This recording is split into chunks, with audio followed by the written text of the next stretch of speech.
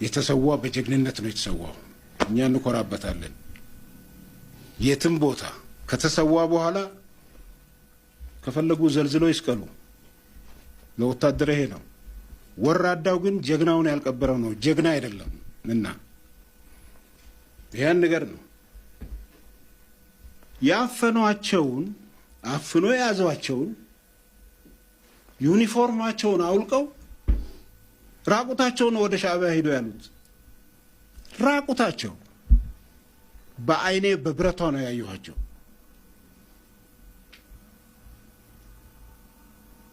ራቁቱን የሄደ ሰው የሚሄድ ሰው የተበደለን ያየ ህሊና ያለው ሰው የራሱን ልብስ አውልቆ ነው የሚሰጠው። ህሊና ያለው ሰው ግን አለበሰው። እኛ ጠላታችን ነው ብለን የወጋ ነው የኤርትራ ሰራዊት ራቁት የሚሄዱትን ልብሳቸውን አውልቆ አለበሷቸው። እኛ ወዳጃችን ነው ብለን የተዋጋንለት ህይወታችንን የሰጠንበት ያ ወጣት 21 ዓመት ሙሉ እዛ የተቀመጠ